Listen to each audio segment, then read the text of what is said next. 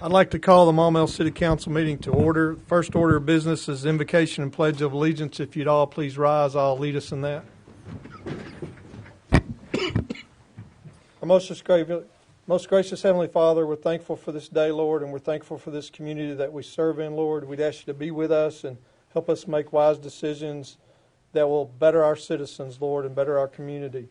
We'd ask you to be with our servicemen and women that are serving overseas, Lord. We'd ask you to protect them and keep them safe and be with their families here as they are away from their families. We'd ask you to be with our country in general, Lord, and bless it, and be with the leaders of our country and be with the leaders of our state. In Jesus' name we pray. Amen. Amen. I pledge allegiance to the flag of the United States of America and to the republic for which it stands, one nation, under God, indivisible, with liberty and justice for all. Thank you very much. The next item is special guests and announcements, and if you've not ever been here for the State of the City, I'd like to thank you for showing up on a night when we do something like that. But I also need to mention that also under special guests and announcement, it says Energy Customer Service Representatives, and they're not going to be here tonight because there was a conflict since it was on a Tuesday night. So they couldn't be here. They thought it was going to be on a Monday night last night. So I received a call yesterday that they couldn't make it. So we'll go on with the State of the City address, and when that's done, we'll move on into regular business. And what I'm going to do is read a letter basically from me, and then all departments have given a report for their department. And I'm not going to read all of theirs. I'm just going to read highlights of theirs. If we read all of them, it's 14 pages long, and so you'd be here for a long time. So if you would just bear with me as we go through the State of the City for 2014. Members of the Maumelle City Council, department heads, city employees, and my fellow citizens, as required by Arkansas law, I'm pleased to report to you the state of the city of Maumelle. The year 2013 was a good year for the city of Maumelle. Maumelle Forward is the name of the strategic planning process that was completed in 2013. The completed plan was adopted by the City Council in October of 2013. Medline Industries opened a 102,000 square foot medical distribution center in Maumelle Industrial Park in June of 2013.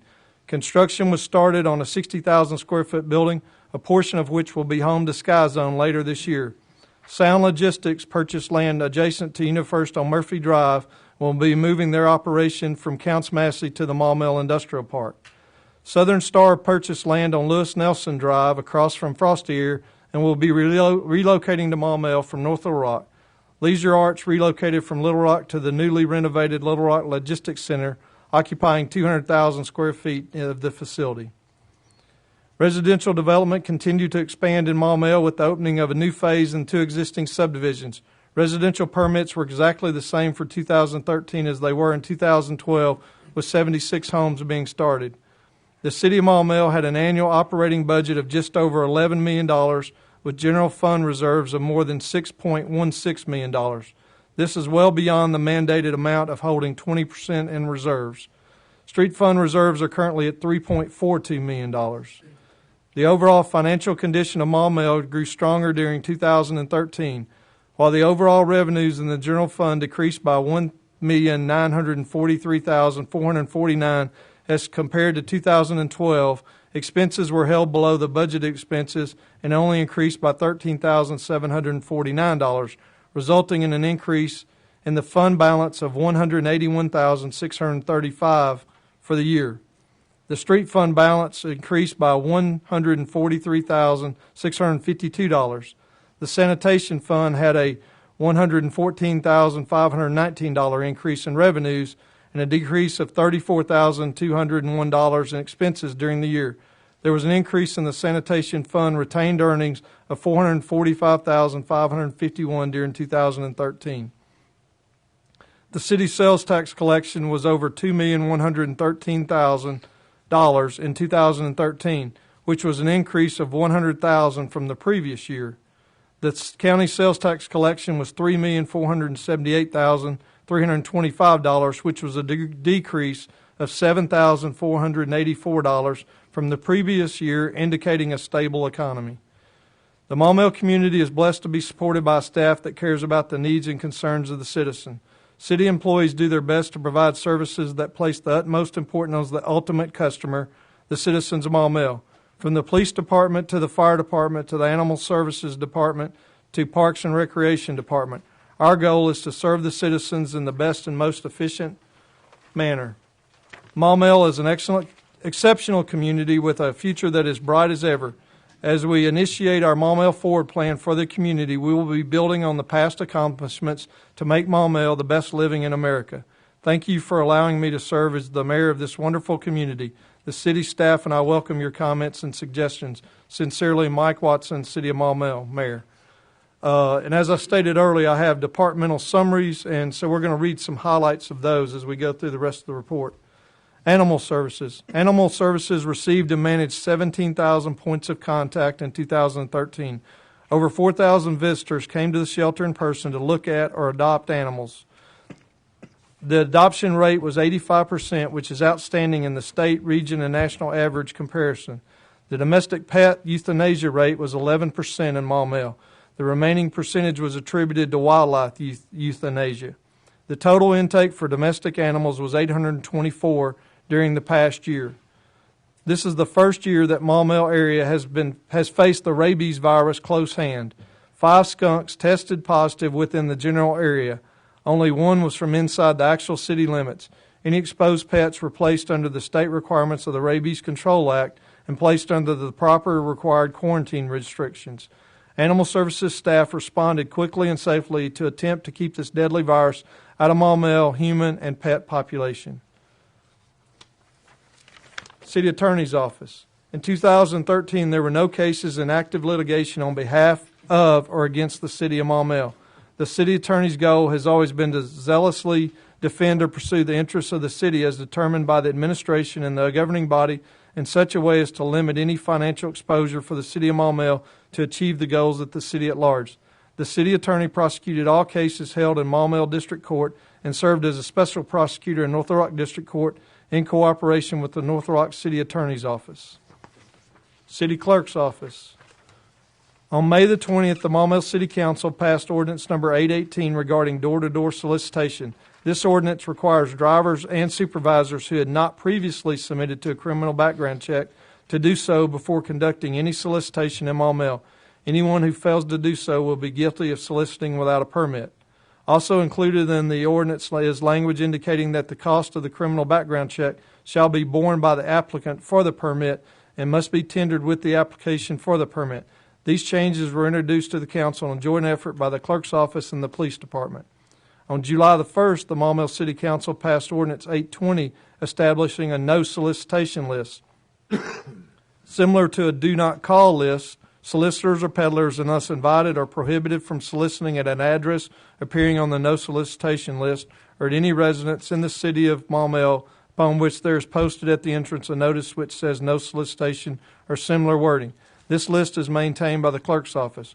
Working in conjunction with the Maumelle Police Department, this ordinance by the council will continue to improve the level of safety in Maumelle and reduce the amount of unwelcome soliciting for our residents.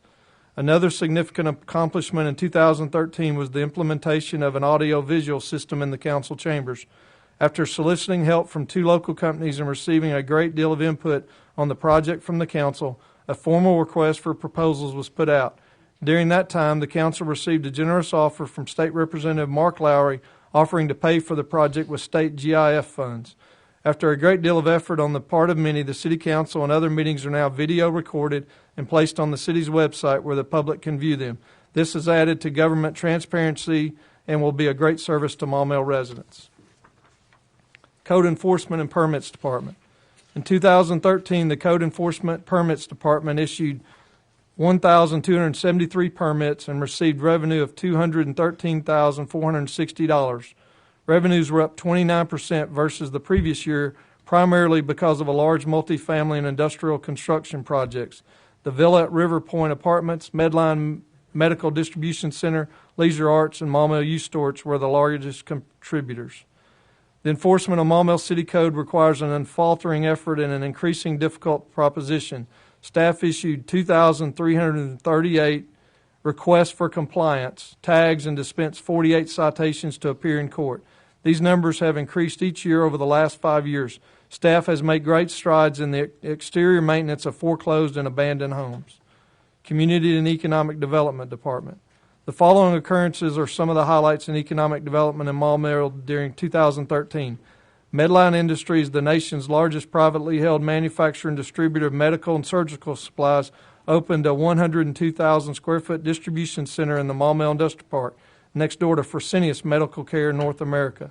Leisure Arts relocated from Little Rock to the newly renovated Little Rock Logistics Center and occupies 200,000 square feet of the facility. There are approximately 300,000 square feet remaining for future tenants. Sound Logistics purchased the land adjacent to UniFirst on Murphy Drive and will be moving their operation from Counts Massey to the Maumelle Industrial Park. Southern Star purchased land on Lewis Nelson Drive across from Fostier and will be relocating to Maumelle from North Little Rock. John Burkhalter began construction of a 60,000 square foot warehouse in Maumelle Industrial Park. Sky Zone will occupy 25,000 square feet of the new building, leaving 35,000 square feet for one or two other tenants. In addition to submitting several requests for information for projects within the Arkansas Economic Development Commission and other MLRA, Metro Little Rock Alliance, there were a number of site visits during the year, including an Asian company searching for a site in the United States. Courts. In 2013, the Maumelle District Court processed 3,523 criminal, traffic, and ordinance violations, an increase of 629 from 2012. In all, the court collected $314,992.13 in fines and $57,388.42 in probation fees, up $18,918.19 from 2012. The court had a total of 74 civil and small claims cases in 2013, 45 filed by the City of Maumelle. Michelle Daniels resigned her position as court clerk at the end of 2013. Finance Department. The Finance Department was notified in 2013 that the Comprehensive Annual Financial Report for 2011 was awarded a Certificate of Achievement for Excellence in Financial Reporting by the Government Finance Officers Association. This was the seventh consecutive award for the department, and the 2012 annual report was submitted for consideration of an eighth consecutive award. The Finance Department collected $31,428.58 of $84,023.06 in past due accounts that were written off last year and sent to a collection agency. Staff collected $12,002.24 of the $99,245.82 sent to the city attorney for civil judgments. Although the full balance has not been collected, approximately 24% of the past due accounts that were written off last year have been collected. Fire Department. The Maumelle Fire Department was very active in fire prevention and education, although emergency response is the job duty most noticed by citizens of Maumelle. Continuing education was carried on in-house as well as other venues such as the Arkansas Fire Academy versus national conferences, the National Fire Academy, and other recognized training agency. The total number of responses for the year 2013 was 1,499. Medical emergencies and traumatic injuries and medical assists made up the largest percent of the emergency runs at 65%, which is consistent with recent history. The total for all EMS runs, including the above-listed categories plus vehicle accidents, extrications, and elevator rescues, were 1,041, or 69.49%. The new Substation 2 is in the architect's concept design phase at this time, but not approved for construction as it has to be approved by the Planning Commission and City Council. A committee of fire department personnel was formed late in the year to start the design phase for a new ladder truck. The committee is taking into consideration the unique design of the city and its current requirements for operation. The committee also has been tasked with trying to anticipate the needs of the city during the 20-year expected lifespan of the apparatus. The first full-time chief of Maumelle Fire Department, George Glenn, retired December 31st, 2013 after 13 years of service to the city of Maumelle. Human Resources. The year 2013 began with Human Resources reviewing its payroll and bill payment processes and procedures. This review led to changes in the way HR and finance work together as a team to ensure processes and procedures are as efficient and create desired results for the smooth payment of employees' salaries and benefits. Also, these processes and procedures have to produce documentation which will comply with the established accounting processes and procedures. This is an ongoing collaboration between HR and finance. Human Resources, in its role as staff support for the Maumelle Civil Service Commission, coordinated and administered entry-level exams to 36 police applicants and 52 fire applicants. HR also administered promotional exam to 9 fire personnel, 5 for engineer, 4 for captain, and 14 police personnel, 4 for corporal, 6 for sergeant, and 4 for lieutenant. Wanda Heineman, HR specialist, retired in 2013. Wanda provided the city with more than 8 years of dedicated service. She has been and will continue to be missed.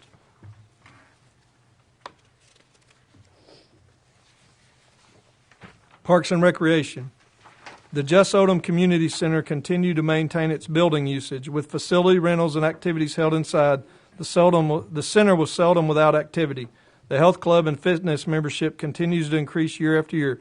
Memberships for usage of the facility and its amenities remained almost the same, from 5,531 memberships in 2012 to 5,541 in 2013. The Maumelle Youth Council, a program sponsored by the Maumelle Parks Department, increased in member participation. During the previous 5 years, the Maumelle Youth Council averaged 35 participants. However, in 2013, the number of participants nearly doubled. The Maumelle Youth Council currently has 55 participants in the program. One of the events that the youth host each year in Maumelle is the Maumelle Haunted House. In 2013, Trunk or Treat and a hayride were added to the event, which brought many kids out to a fun, safe, enjoyable evening. To better maintain Lake Willistine and its beautiful park, Phase 2 of the improvements, irrigation and sod, was completed. Additional parking spaces were also added. The department, partnering with Arkansas Game and Fish, asked that leftover Christmas trees be dropped off at Lake Willistine for use in improving the fish habitat in the lake. An installation of a boat ramp that gives access to the Arkansas River was added to the Park on the River in the fall by the Arkansas Game and Fish Commission. Not only a boat ramp, but a courtesy dock for fishing and boat docking was included in the added feature. Park on the River also received a new look with the addition of exterior fire doors to improve the safety of our patrons. Planning and zoning. For a portion of 2012 and most of 2013, the City of Maumelle undertook the project of adopting a strategic plan, assisted by a consulting team from Craft & Tull and Associates. A number of planning commissioners and city staff served on the steering committee to help in the direction and completion of the plan. In September, the strategic plan was passed on to the City Council with a do-pass recommendation from the Planning Commission, along with one of the first recommendations of the plan, and an updated extraterritorial jurisdiction map. Both items were adopted by the City Council. Police Department. Once again, the Patrol Division had a busy year. Officers responded to 12,193 calls for service in 2013 as compared to 11,165 in 2012, which amounts to a 9% increase in calls.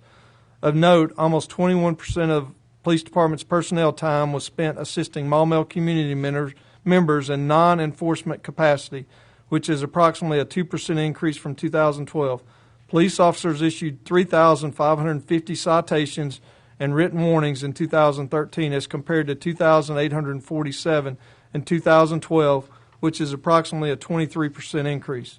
The Special Investigations Division increased their number of cases investigated and arrests made by 6% from 2012, resulting in 107 arrests made in 2013 as compared to 94 arrests made in 2012.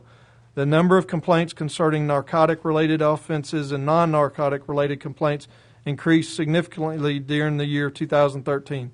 The Maumelle Police Department also participated in 2 national drug take-back events and collected 326 pounds of unneeded pharmaceutical drugs during those 2 days, as compared to 168 pounds collected in 2012. In addition to narcotics investigation and arrest, the Special Investigations Division also investigated and made arrests for other crimes such as prostitution and sexual solicitation of a child. The department also conducted a Citizens Police Academy in 2013 with plans for another academy in 2014. The department continues to receive a large number of favorable reports from members of the school community in regard to our school resource officers. Public Works. One of the highlights for 2013 was the construction of the wetlands viewing stand located behind the softball complex. Due to the severe ice and snowstorms that occurred during Christmas 2012, Public Works was extremely busy through the first several months of the year working to clean up around the city, including trimming limbs that had fallen from the ice and hauling debris off for the residents that were caused by the storm. The sanitation department collected and disposed of approximately 12,782 cubic yards of household waste and 5,300 cubic yards of compacted yard waste from curbside collection at a combined cost of approximately $86,382. Due to the Christmas ice storm of 2012 and the cleanup that occurred around the city, the amounts of green waste disposed at the Maumelle Transfer Station increased by over 1,000 cubic yards, which increased the disposal cost to $33,000, up from $27,770. The Maumelle Transfer Station generated revenues of approximately $24,984 in 2013, which is up from $22,475 from the previous year. This was an increase in revenue of approximately $2,500, although the disposal costs went up approximately $5,000 from the previous year. Public Works employees are looking forward to a prolific year ahead and serving the citizens' needs even better as single-stream recycling is implemented in late February 2014. Senior Services. In 2013, Senior Services continued to experience growth in all aspects. Memberships increased as well as daily attendance and registration in programs and services offered to the seniors in Maumelle. Transportation services increased overall by more than 25% over 2012. Members took advantage of wellness screenings, including peripheral, vascular, hearing, dental, heart attack risk assessment, monthly blood pressure checks, medication checkups with local pharmacies, and a car fit screening. These assessments were made possible through partnerships with the Arkansas Heart Hospital, Baptist Hospital, Counting on Each Other, and a local coalition of dentists and pharmacies. Special projects. The Wildlife Viewing Wetland Trail Grant project was completed on November the 1st, 2013. This project added another half-mile of wetland trail to the already existing trail. The city also built a viewing stand to allow people to birdwatch and observe other wetland wildlife. The project was built with money provided by a grant from the Arkansas Game and Fish Commission. The amount given for the grant was $84,128. The work was done in-house by the Public Works Department. Doing the work in-house allowed the city to do more work than was originally projected. Along with building the viewing stand and a half-mile of trail, the original half-mile of wetland trail was also refurbished. Special projects will continue to look for grant money to improve the wetland trail system and for making the Dean File City Center a much more pleasant place to transact the city's business.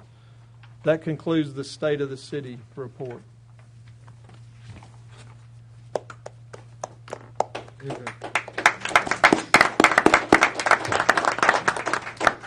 Thank you very much, and I appreciate your patience in letting me read that. I couldn't memorize it. So, Alderman Johnson.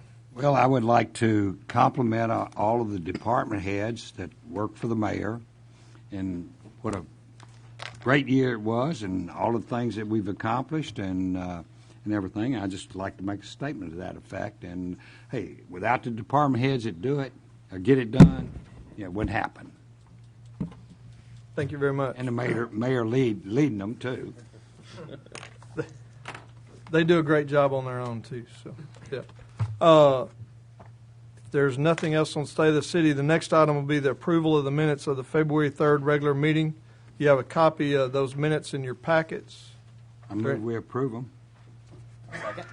We have a motion and a second to approve the minutes of the February 3rd regular meeting. Is there any discussion on that motion? If not, all those in favor, please signify by saying yes. Yes. Any opposed, say no.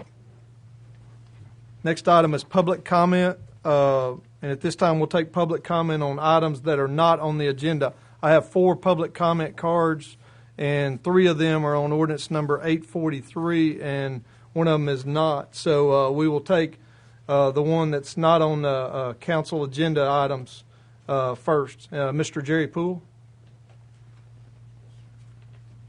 If you would state your name and address for the record, please. My name is Jerry Poole. I live at 600 Pine Forest, Suite 101. And if all of you don't know, that's the big building over here between the library and the Elementary School. And I'm here to talk about the traffic scenario around the building. It's been brought to my attention here recently. I don't know if it's been completed, but Academics Plus, I believe, has bought both of those vacant lots. And so it's pretty obvious that there's going to be some construction being done of some sort. And I bought the building 20 years ago in 1993 at the courthouse steps in Little Rock. I'd lived in Maumelle, for some of you that don't know me, 10 years as a community salesman that made 99% of my money outside of Maumelle. In the last 20 years, any money that I've made has been made basically in Maumelle because I had it in the building and also Maumelle Medical Center. And I sold it to Dr. Hashmi. I recruited him to be here, along with some other doctors. And I have a new doctor that's going to open an office in the building. And what I'm wanting to talk to you all about is, after 20 years, I think it's time that we desperately need to take a look at the traffic pattern around the schools and around the building. And I sold the city the land to build the library, and there was some discussion at that time about putting a cut onto the boulevard and about making a traffic plan around the building. I still believe that is necessary, and I believe it's the time to do it now. And what I'd like for you to take a look at and think about is, I know all of you know where my dumpster is, where you come around the corner from Pine Forest and the dumpster sits there. Well, all that land that's between our building and Pine Forest Elementary School at one time was offered to the city by the school board, Pulaski County, to be able to build a road through there, coming, say, where the dumpster goes up to Academics Plus and then turn right and go to Edgewood. And I also think that we're at that point in time now that where the bike trail goes behind Academics Plus, that we could put a road right down through there that would tee into that same road that comes around. I walked it this morning, and it's obvious that we don't have any right-of-way issues or anything of that nature that would cause a problem. And I think after 20 years, and now we have 600 students, is my understanding, at Pine Forest. We have 600 students at Academics Plus, and I think they're applying for another 600 students at the Academics Plus. Not 600, Not 200. 200. 200. I know, but as time goes on, it'll be a full high school. It'll be 1,200 people. And I think we're at that point that we need to take a look at that. I've always felt it was an issue that if a child got ran over, we'd have a problem getting the ambulance in and out. And those of you that have children that go to school over there, you understand what it's like. And I've spoken to the highway department about putting a cut onto the boulevard, and I'm trying to get a definition at this time from the highway department. I've heard the number used 500 feet from an intersection before you could put a cut. Well, I walked it this morning. There's 490 steps from the edge of the lake to Edgewood, which to me says it's 490 yards, which would obviously be much more than that needed. And so I want to pursue that from a standpoint. I just think that the city has grown, and I'm so glad to see all you folks, especially you younger ones that I don't know. Steve and I have been here since 1986, so I grew from being a businessman to, I guess, a grandfather here in the city.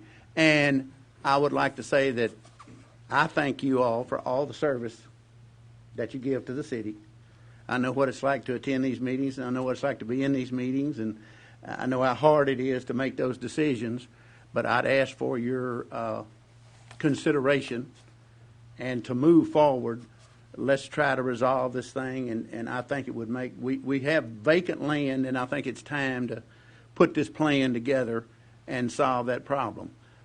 So any questions that you have, Mr. Mayor, anybody else is fine, or I'd be glad to talk to any one of you all at any time, or walk with you, or go with you anywhere around the building and show you what my thought process is. And since I have 20 years now invested in the city and invested in the building, several $1 million invested in the building, and we have the best tenants we've ever had. We have, as I said, a doctor. We have Dr. Thompson. We have Belcon Steel, which is drawing up the new Razorback basketball arena, for a practice arena for the men's and women's basketball.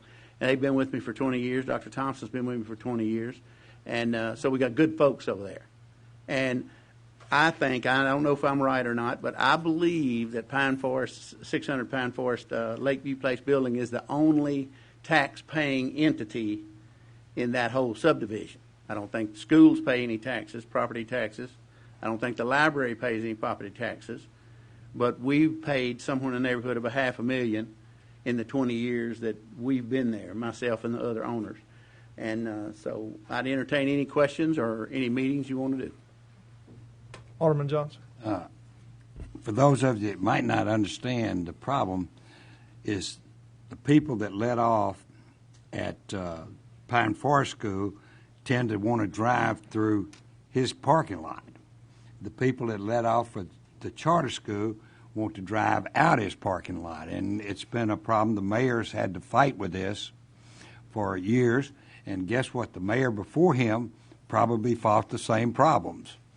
But, it is, everything sort of ends up at his parking lot and everything, and people drive through it, and it's sort of inconsiderate for everybody, I just, I thank Jerry for coming to the council and presenting it to us and everything like that.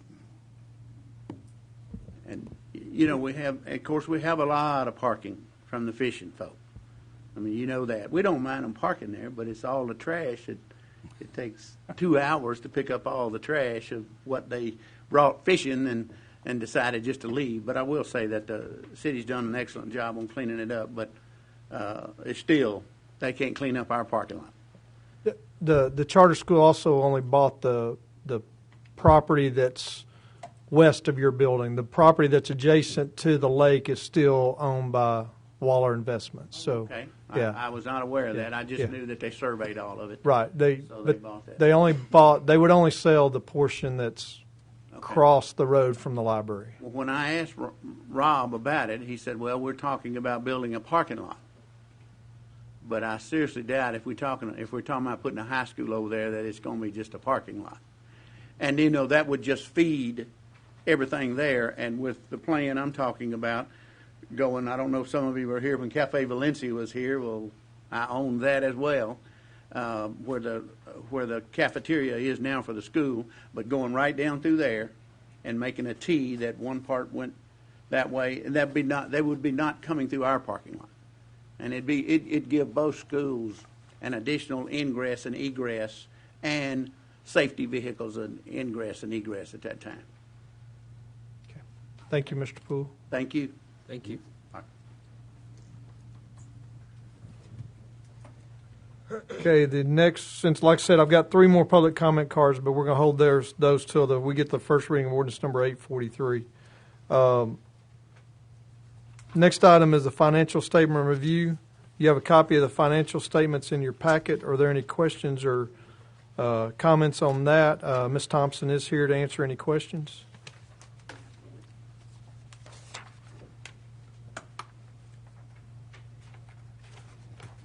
Alderman Johnson? I was a little surprised at the county millage. Do we have any idea why it was down significantly to the budget? We don't collect that until May. Okay. We divide it by 12 months, so, yeah. Okay, I'm with you. And the county sales tax is down some, but also the city sales tax is some. But there was one that got me, the state grants. I saw actual on the state grants of $85,000. That's reimbursements for the pathway that we're doing, that we're getting. We're paying the money, and then the state reimburses us that to the contractor. And one last thing, I noticed that the city services was way up significantly, $138,000. That is the payment of the property and liability insurances at the beginning of the year. Okay, no, hey, that's all I was asking, and everything. And one other thing that sort of puzzled me is over under the sanitation fund. We show that the sanitation fees for January, it was a negative $2,376. The late in collection fees were a negative $120, and sales tax was a negative $24,485, and I didn't understand that. The sanitation fees are negative because we don't bill those in January. So all you see there is the refunds that we've given out. And those are due to people who, because we bill in advance, when people move out, then we refund them what they paid in advance. I understand. So that's why those accounts are in the negative there. And the sales tax is due to the fact that we collected the sales tax in December with the December billing, but we don't pay that sales tax bill until January. So that's why it shows up that way. And what about the sales tax? Oh, is it? Okay, that's what you was talking about. What about the? Let's see. Excuse me. Cart rental. That's a negative. Yeah, those are also due to refunds, and the later collection fees come from people who I we've understand you. given late fees you're to, but saying they have that moved out. Hopefully, these will balance out. Oh yeah, most definitely. Thank you. Most definitely. Alderman Mosley? Yeah, I think Alderman Johnson pretty well hit everything I was looking at too. You're very thorough. Yeah, I'm just going to ask: is there anything that concerns you at all as far as the lower revenue or anything like that? I mean, anything jump out at you? Not at this point. We're looking. Everything is pretty much in line with what we did last year. There's not any glaring differences, so I think we're on track Okay. for a good year. All right. Thank you very much.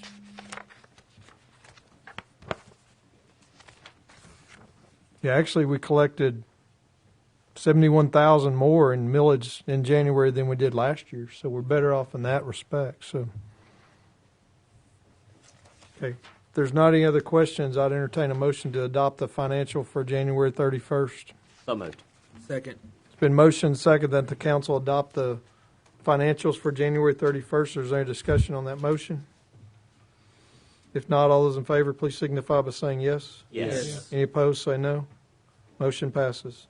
Next item is procedural motion. I need a motion from the floor to read all resolutions and ordinances by title only. So moved. Second. It's been motioned second that we read all resolutions and ordinances by title only. Is there any discussion on that motion? If not, all those in favor, please signify by saying yes. Yes. Yes. Any opposed, say no. Motion passes. First item under unfinished business is the third reading of ordinance number 839, amending hours for city parks. Mr. Clerk, if you'd read that by title only. An ordinance of the City Council of the City of Maumelle, County of Pulaski, State of Arkansas, an ordinance to be entitled Ordinance Number 839, an ordinance amending park hours for city parks in the City of Maumelle and for other purposes. Alderman Johnson? Yes, I only have one question, and I was talking with someone, and they said occasionally at the softball and baseball fields, they tend to run over at 10 o'clock. What'll happen in those cases where they got a game in process? Well, it's basically a city-sponsored event, so they're authorized to extend those hours. So, Okay, all right, very good. Yeah. Okay. I mean, it's basically going to be officer discretion, but I think they're going to understand that it's an organized. I don't have a Event problem. going on. Hey, that's all I want to make sure is that you've got a tie game and keep going. No, we're going to kick them out at 10. No, we'll let them finish. Now, 2 or 3, we might have to discuss it. Alderman Norris? I just wanted to make sure that I'm on the same page. In subsection A, it mentions the parks are closed if snow, ice, or water covers any part of the park, roadways near or into the parks. We are talking about, with water, we are talking about a flooding event, not just a rain event. Okay. So covers, we're meaning like underwater. It basically means where you shouldn't be using the park because you could do damage to it. Right. Okay. Yeah. Or damage to you if you can't see the roadway. If a car driving through there and runs off the roadway. So, Okay. yeah. Thank you. Yeah. I move we approve ordinance number 839. I second. It's been motion second that the council approve ordinance 839. Is there a discussion on that motion? If not, Mr. Clerk, roll call vote. Alderman Hogue. Yes. Alderman Norris. Yes. Alderman Johnson. Yes. Alderman Lewis. Yes. Alderman Anderson. Yes. Alderman Kelly. Yes. Alderman Saunders. Yes. Alderman Mosley. Yes. Ordinance is adopted.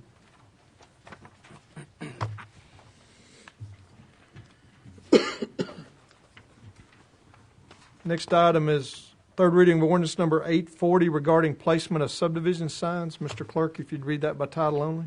An ordinance of the City Council of the City of Maumelle, County of Pulaski, State of Arkansas, an ordinance to be entitled Ordinance Number 840, an ordinance amending the provisions governing placement of permanent subdivision signs in residential zones or residential uses in the City of Maumelle and for other purposes.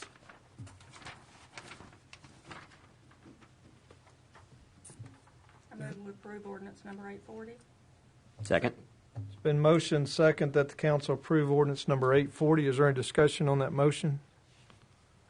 If not, Mr. Clerk, roll call vote. Alderman Mosley. Yes. Alderman Saunders. Yes. Alderman Kelly. Yes. Alderman Anderson. Yes. Alderman Lewis. Yes. Alderman Johnson. Yes. Alderman Norris. Yes. Alderman Hogue. Yes. Motion passes. Next item is the third reading of ordinance number 841 regarding improvement district number 12. Mr. Clerk, if you'd read that by title only. An ordinance of the City Council of the City of Maumelle, County of Pulaski, State of Arkansas, an ordinance to be entitled Ordinance Number 841, an ordinance to appoint municipal multipurpose property owners improvement district commissioners to municipal multipurpose property owners improvement district number 12 of Maumelle, Arkansas, and for other purposes.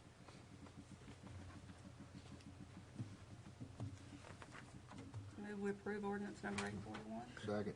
Been motion second that the council approve ordinance number 841. Is there a discussion on that motion? If not, Mr. Clerk, roll call vote. Alderman Lewis. Yes. Alderman Johnson. Yes. Alderman Norris. Yes. Alderman Hogue. Yes. Alderman Anderson. Yes. Alderman Kelly. Yes. Alderman Saunders. Yes. Alderman Mosley. Yes. Ordinance is adopted. Next item is the second reading of ordinance number 842, amending a master street plan. Mr. Clerk, if you'd read that by title only. An ordinance of the City Council of the City of Maumelle, County of Pulaski, State of Arkansas, an ordinance to be entitled Ordinance Number 842, an ordinance amending the master street plan for the City of Maumelle, Arkansas, and for other purposes. I move we approve. No. Second reading. Second reading. Okay. Alderman Norris. In a hurry. My question is, and you weren't here last week or last meeting, Mr. Mayor. So my question is just why are we making it so that we're essentially reducing the amount of sidewalks? Is that how do I read that properly? In certain areas, and what we're trying to do is clarify something. It was in our code. It was actually in one area. It said you had to do it on both sides, but then in another area it said one or both. We have never required it to be on both sides. Okay. So yes, in true fact, it is a reduction, but it's not something that we've required anyway. Okay. Thank you. Yeah. Is that correct, Mr. Neri? Yes, sir. Okay.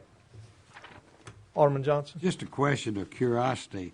How does some neighborhoods over the years, just before these ordinances were adopted or anything, that didn't get sidewalks, I guess?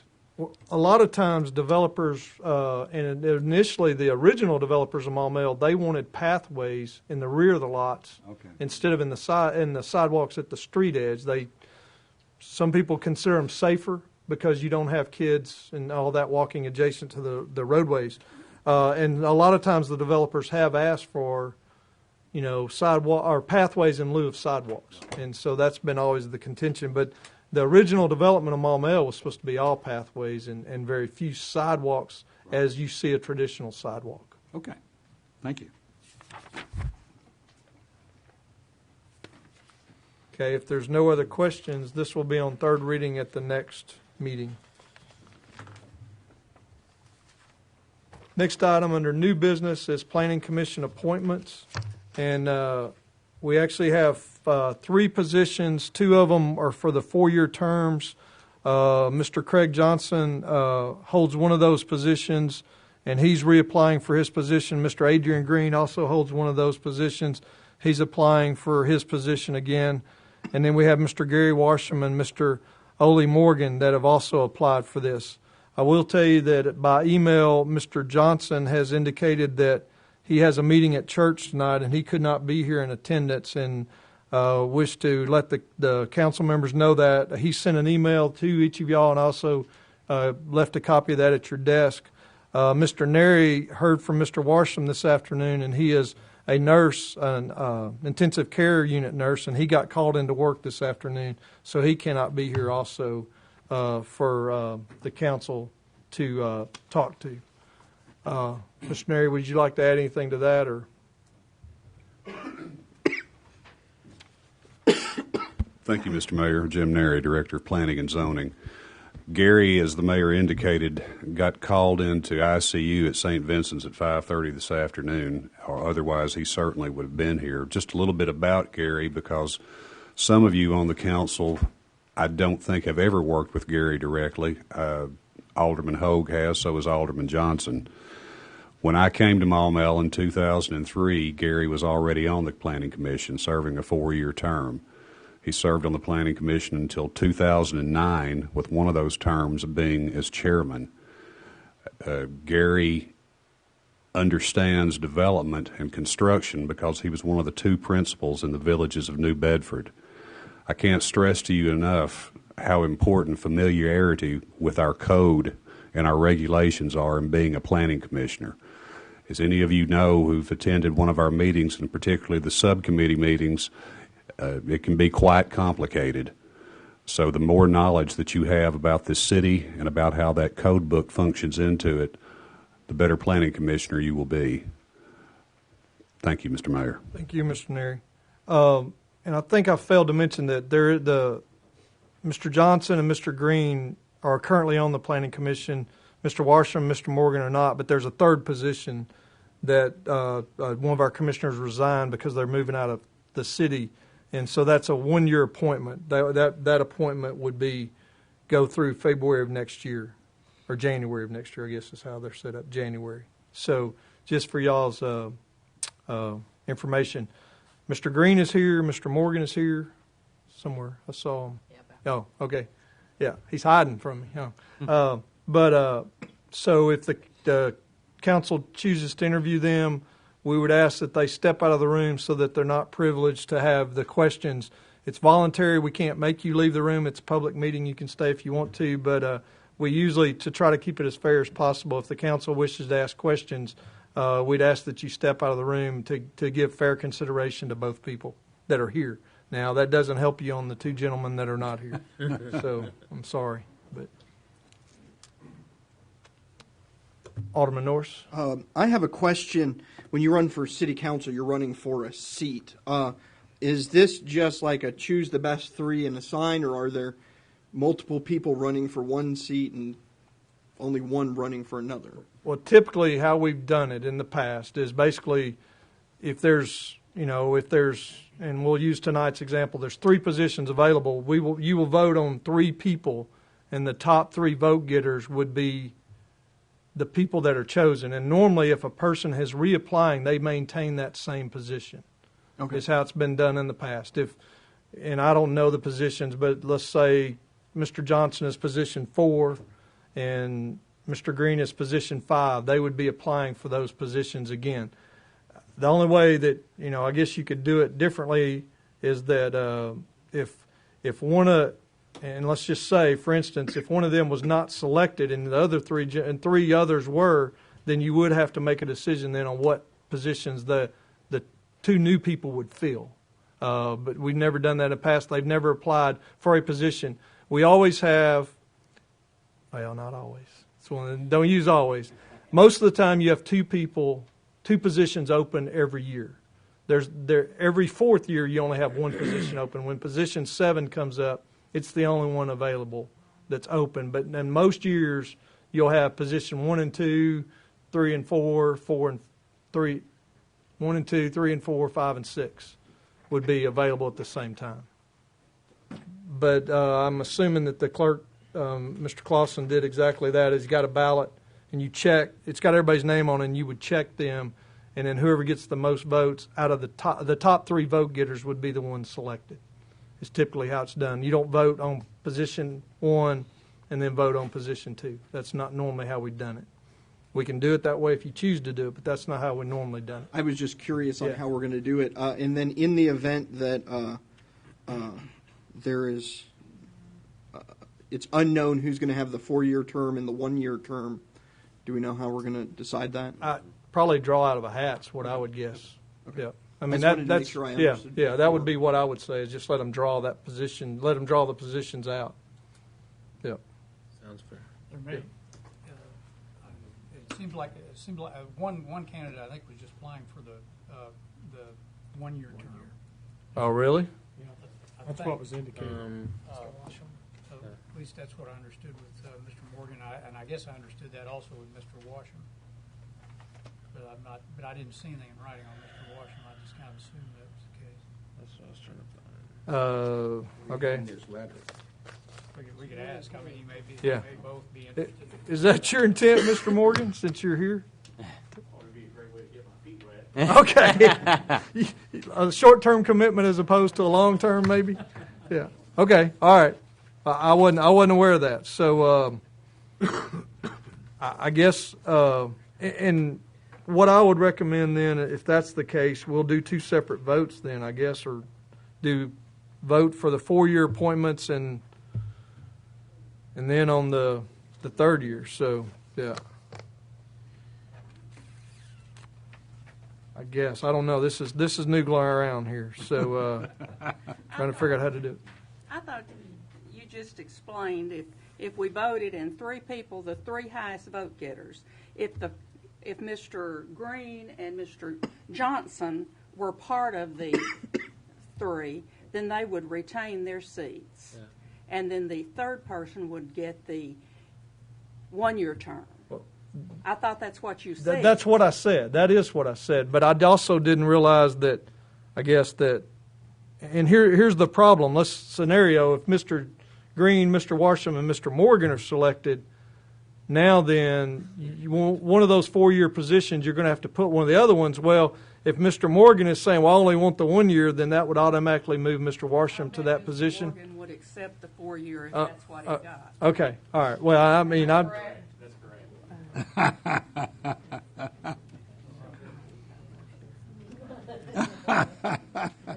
I don't. Okay. Oh.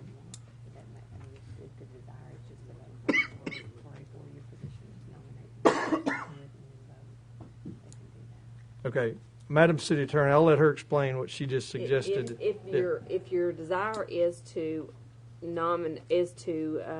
consider the current seat holders for the 4-year positions, then one possibility would be making by motion, making a nomination for that particular person for that position. And if no other nominations were made for that position, to vote on that position with only that candidate. And then to narrow down the candidates essentially Just have by 2 that. then. And you would essentially vote 3 times.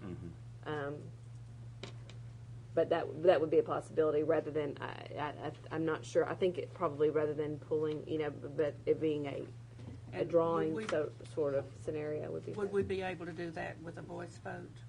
The Yes, nominations you for the can, 4-year absolutely. I term mean, is there's voice nothing, vote. and you could use the ballot if you wanted to use it for the For the other, two. however you want to do it. But that is, if you'd like to do it that way, that's a possibility. Okay, I've got several lights on here, so, Alderman, all right. I'm through. All right, you're through? Okay. Alderman Mosley? You've already covered me, thanks. Okay, all right. Alderman Johnson? Okay, I got confused with that because, as I see it, 3 of them are applying, in essence, for the 4-year term. 1 is applying for the 1-year term. About Washam. That's the way I see it. And, he said he would accept it, but are we segregating the 4-year term and the 1-year term? And, I'm just throwing it out. To me, it just seems only one of them wrote in there, I think, their letter that they were interested in the 1-year term. The other 3 were interested in any term, I think. Well, it just says, I mean, I'm looking here trying to, it just says for the position open on the planning commission for Mr. Warsham. So all three positions are open. I mean, because they, even though there are people that are reapplying for those, in my mind, they are open. And then, but you're right, Mr. Morgan does state that for the 1 year in his now, and he said, but, I'm not, if he wants to go for all of them too, that's fine. I mean, he can change that tonight. I don't think there's a problem with that. Mr. Mayor, another suggestion, the city clerk made another suggestion that you go ahead and take a vote and that you nominate into position after the vote. The top three are selected from the vote. And then you could nominate them into those positions. Whatever is easier. I don't, ultimately it's a decision of the council. Do we know what positions are open? I can get that. Okay, all right. Just 5 and 6, and then whatever the 1 year term is. okay. Well, no, I think Mr. Morgan actually put position 5 as the 1 year. So yeah, You're right. yeah. So maybe 3 and 4 and 5, but I don't know that for sure. I don't know which ones they are. We're trying to figure that out. I'll have that All in right. 2 seconds. Mr. Green may know what position. We can do it. Three, and then What position do you hold? I'm not sure. The website states positions 2 and 3, 4-year terms. Okay, so it'll be. 5 for the 1 year. Okay. It'll be. It is 2, 3, and 5. Okay. All right. Thank you, Mr. Morgan. Thank you, Mr. Clerk. All right. And I assume the council wants to interview the people that are present. Is that correct? Okay. All right. I would ask that, and we'll take them in the order they're on here. So, Mr. Morgan, if you don't mind, if you would go with Mr. Stowe, where did he go? Okay. So he's standing at the door. He'll escort you, and then, or Jim will take you. Yeah. All right. All right. And then, Mr. Green, if you'd come up and state a little bit. We got your resume, but if you just state a little bit about yourself, and then the council will be asking you questions. Adrian Green. I live at 15 Choctaw Cove. To the mayor and members of council, again, I'm applying for reappointment to the Maumelle Commission to be able to assist in the future growth of this great city. I've been a resident of Maumelle for 14 years, and I've served this commission on 2 separate terms. During those terms, I've been able to use my experience from working in the distribution of the electrical facilities for over 41 years to provide input to the commission. To assist in making decisions concerning placement of electrical facilities and also as variances as it relates to the utilities that are now located inside of the right-of-way and making decisions whether we need to move them.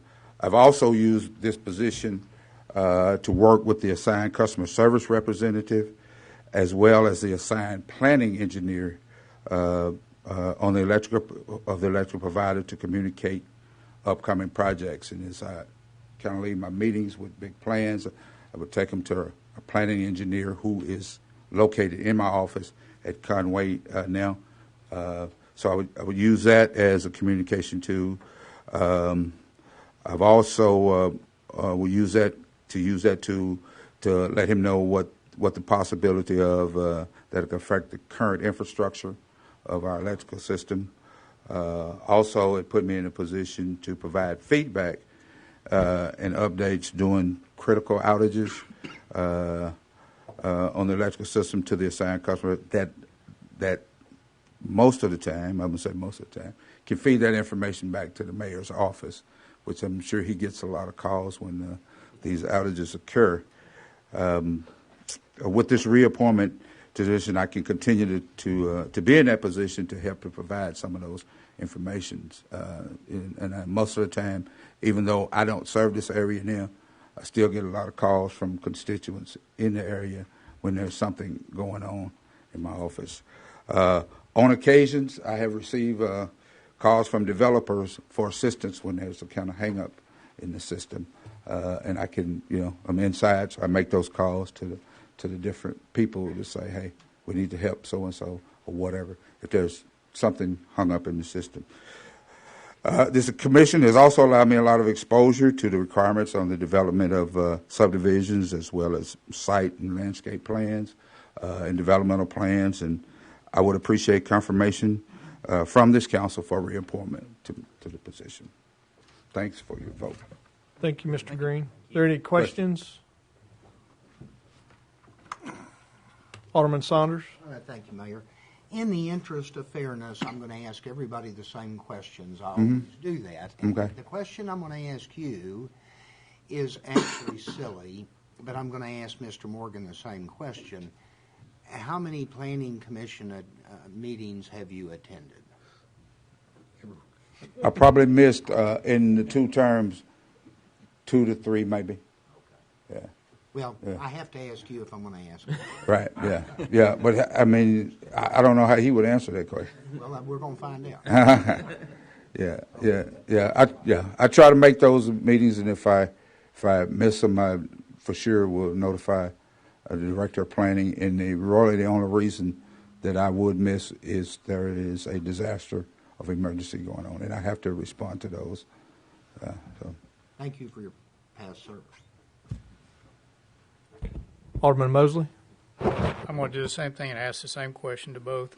Do you have any business or personal interests that could potentially cause a conflict of interest in your duties? No. And I even sign a form the other way from work on a conflict of interest for serving on this board. All right. Yeah. Thank you, sir. Both directions. Any other questions for Mr. Green? Okay. Thank you, Mr. Green.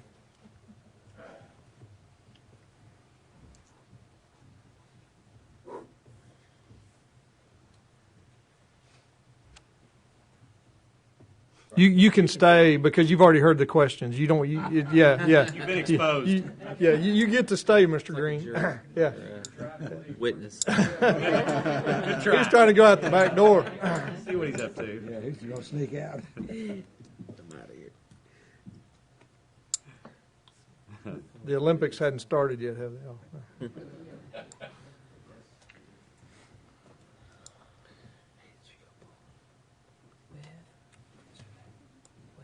Do they know we're ready?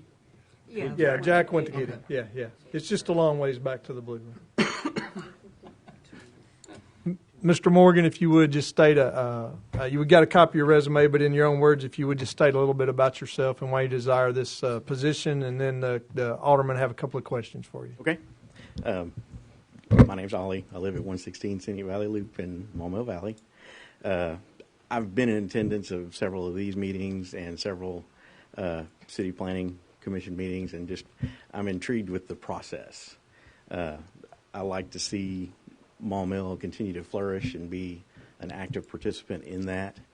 I just like to know what's going on driving up and down the boulevard and seeing new construction changes, looking out for our folks' interests. We have a fun, safe, well-maintained place, and I'd like to see it stay that way and be able to do what little I can to be an active participant in that. But I just love Maumelle, all of our cool trails and housing and beautiful landscapes, and wear out the trails all the time and just want to be here and participate. Okay. Thank you very much. Alderman Saunders? Thank you, Mayor. You have somewhat already answered this question, but I'm committed to ask you now. About how many planning commission meetings have you attended here? I've been to 4 or 5 and probably 8 or 10 of the city council meetings. Okay. All right. Thank you, Alderman Saunders. Alderman Mosley? Yes, Mr. Moore, do you have any business or personal interests that could potentially create a conflict of interest? There might be a time where I have to bow out due to a banking relationship that has to do with someone that we're talking about or voting on or looking at as far as a project, and I'm prepared to do that.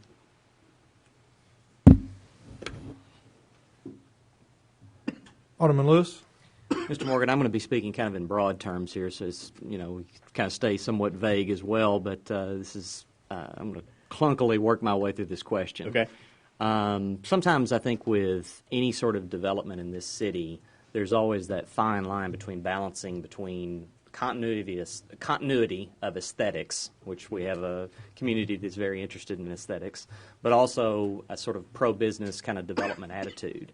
Do you think you might lean more one way or the other on that, or how would you go about kind of engaging that kind of an issue where you may have a development that might run a little bit different than maybe some of what the surrounding area looks like, but there could be the prospect of increased business or housing?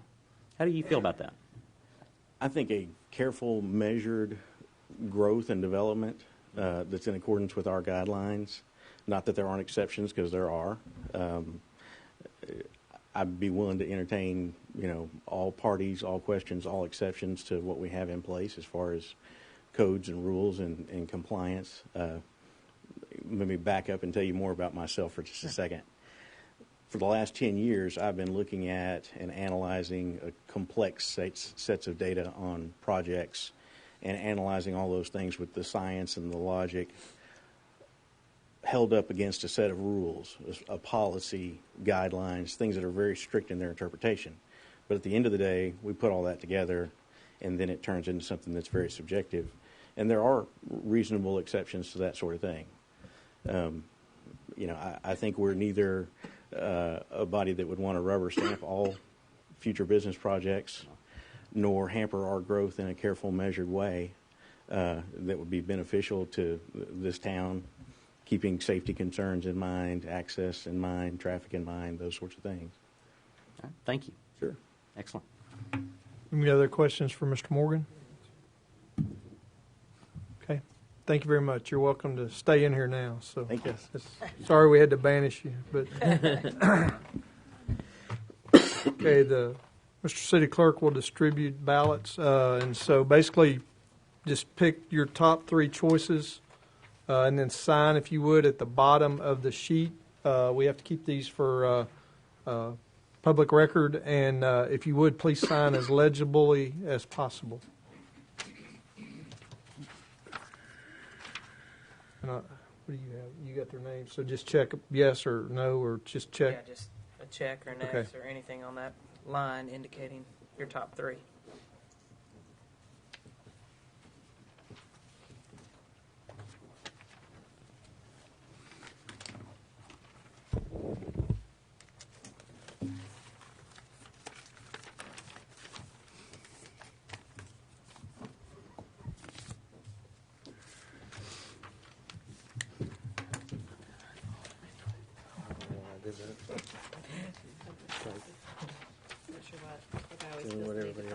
Yeah. They get unfolded right here. It's like a check at church. I only did one fold. Like a check at church. I like Yeah. Everybody folds them, but the guys in the back have to unfold all of them to count them. You're always such a character. If we'd had more time, you'd have made a paper airplane. I would have made, little elephant. Origami. Can you do an elephant? No, I can't.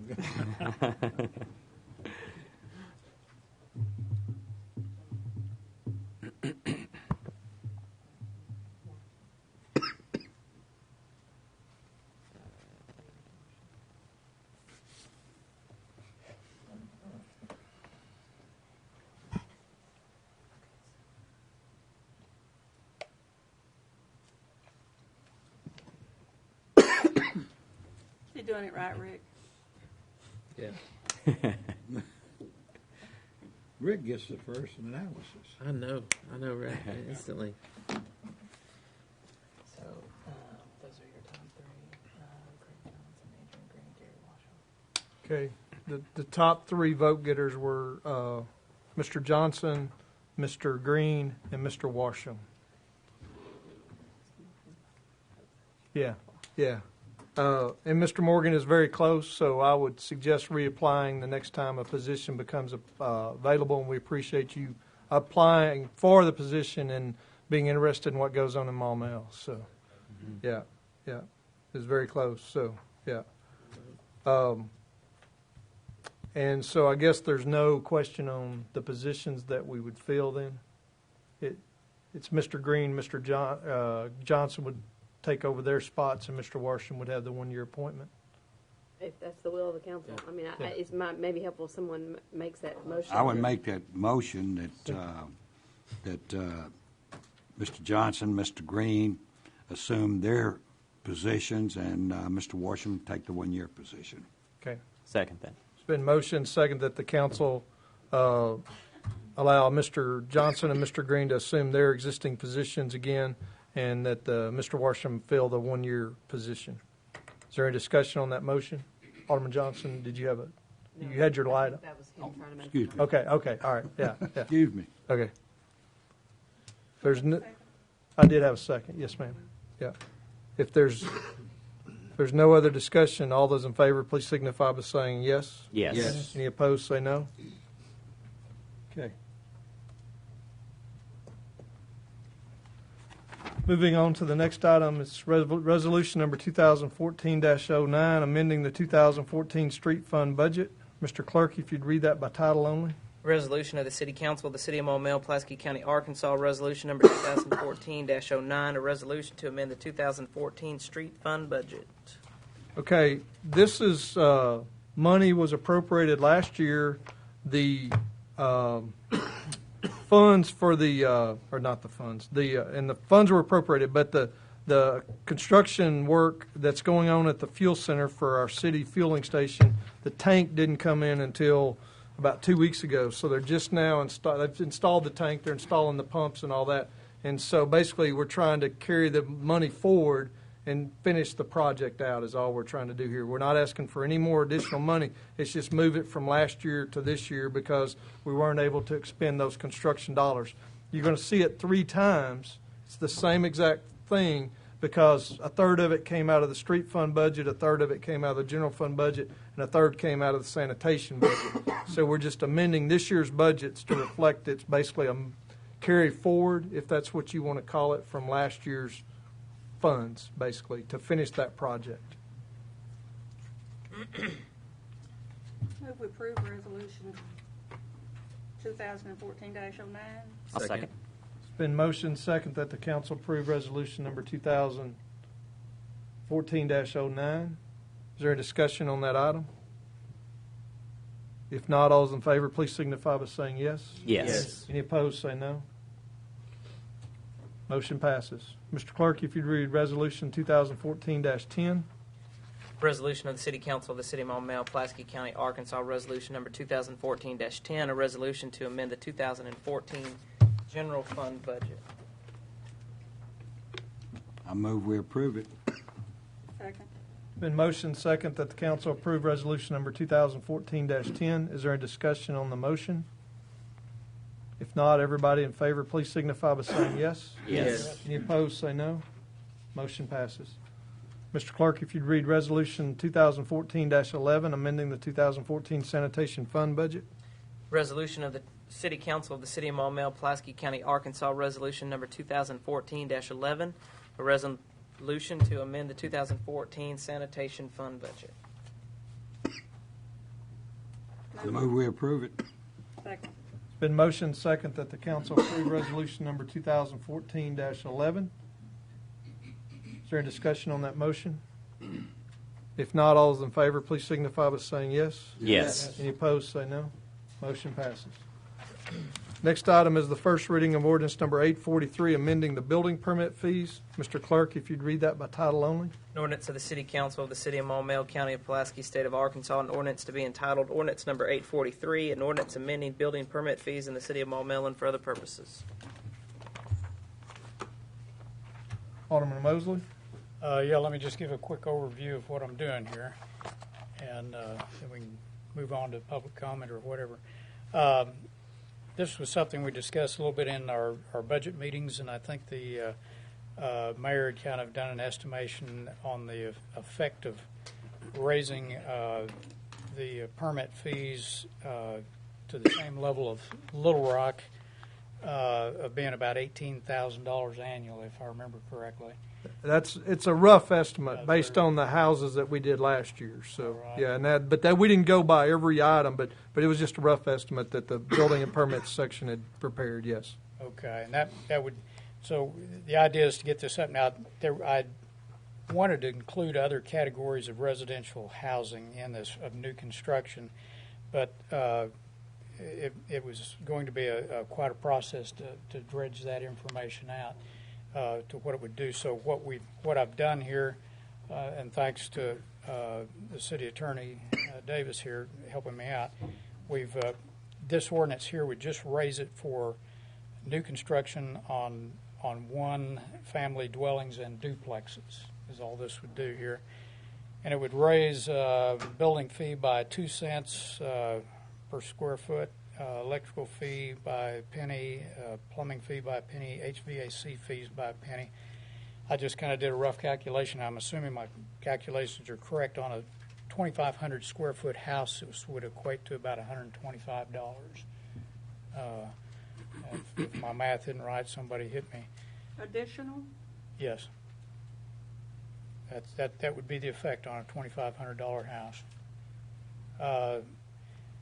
One thing I thought we ought to consider is a strategic planning process did say, I think one of the conclusions that came out of that was that residential housing growth is somewhat of a net drag on city finances, and I think they were encouraging us to try to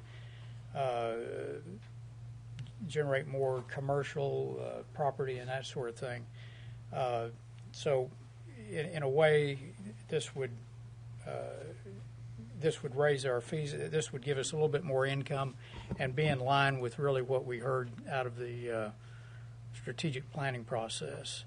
I think the fees were last changed. The mayor emailed me what it was, and I forgot to write it down on 2005. 2005. November, I believe, of 2005. Okay, so this would be after about 8 or 9 years. This would just be an update here. Again, it's $125 per 2,500 square foot house. I appreciate your consideration on this. Yeah, and your math is correct based on what I did. Now, the one thing difference is most people say a 2,500 square foot house, they're talking about heating and cooled space. Mm-hmm. This fee is charged on everything under roof, including garage and porches if you have those under. So there could be a 2,500 square foot house, if it has a garage that's 800 square feet, would actually be 3,300 square feet under roof. So, So just for clarification, just want to make sure that's understood. Okay, and that would kind of explain, because I'd run the calculations against how many houses we had last year, and it came out to be about $10,000 of revenue change. But so that would be, actually, we're seeing more square footage than living space. Yes, yes. All right, thank you. Would y'all like to make comments now, or would y'all like to hear from the public? Since I'd like to make a comment. Okay. Alderman Johnson? Yes. You threw out something, and, being a former mayor and being a councilman, and I've sit here many, many times, and you threw out something that sort of started my brain clicking, and it's multifamily at the same rate as single family for building permits? No, it's charged at what is a commercial rate. It's okay. It's a separate classification. I mean, he made me start thinking. He mentioned that and everything. Thank you, and at least I got it clarified in my mind. Right. And my thought is, if we pass this, then it's worth the time to have the city folks figure out what the rates would need to be for the rest of the residential. Thank you. Thank you. It would, and if you go with residential that's multifamily, it's going to require a new section in the city code. So more so than just, as far as making this change, it's a real simple change. You're just changing the value of it, and where the other one's going to require a new code, new section. The reason I asked the question was you mentioned something about putting the brakes on multifamily and everything like that, and I had said last week or the last meeting that it may be illegal to do that, but there may be dollars that could be placed on it that would be different from multifamily and everything. That's the only thing that sent my mind to racing. That you had said something about putting a curb on it, right, and everything, and I was thinking maybe there's a monetary way to do it without a legal way. That's possible. I'm open to anything on that. Alderman Norris. Mine is just a quick comment, and I may have some more comments after we hear from other people speaking. It looks like that's a 5 cent per square foot increase. That right? That would be correct. And so it was 40 cents per square foot. Now it would be 45 cents, which is about a 12.5% increase. I just wanted to get those numbers out there. Thank you. Okay. I have, like I said, 3 comment cards on this one, and so at this time we'd like to hear from them. The first one I have is from Mr. Gibb Carpenter.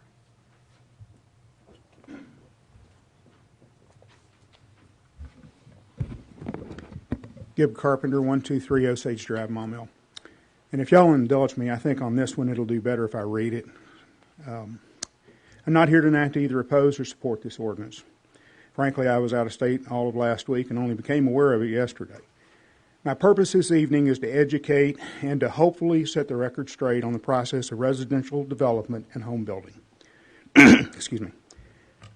During your December 16th regular meeting, while you were considering approving next year's budget, Alderman Mosley inquired about and discussed the possibility of raising revenues by raising the charges for building permits.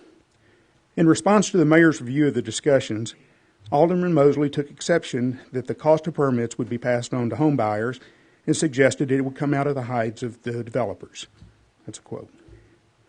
Alderman Mosley compared the home pricing process to that of the natural gas industry. With all due respect, that's a totally irrelevant analogy. There's no open exchange or trading floor for residential real estate, no futures or options market, and no open buy and sell orders.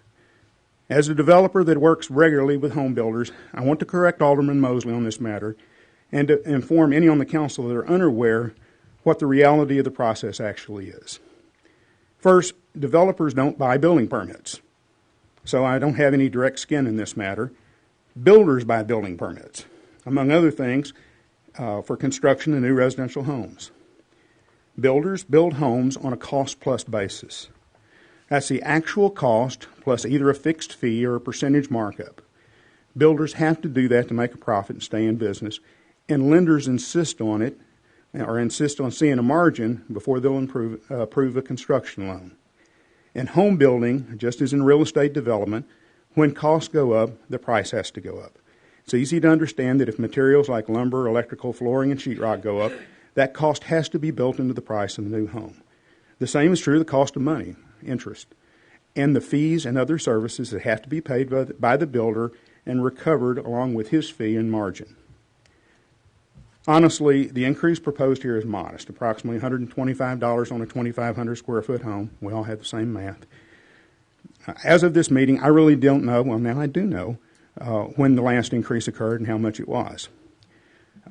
If the city's cost of inspections, which is mostly labor, have increased the 12.5% of the proposed increase, well then there should be no argument that it's warranted. However, and it sounded like there was some consideration during your budget deliberation, you must be aware of unintended consequences. I suggest that you consult with Director Morley on how many different builders were applying for permits before 2008 and how many builders are in the market today. Where have they gone and why have they left Maumelle? It was interesting observing your discussions as you hope to hold on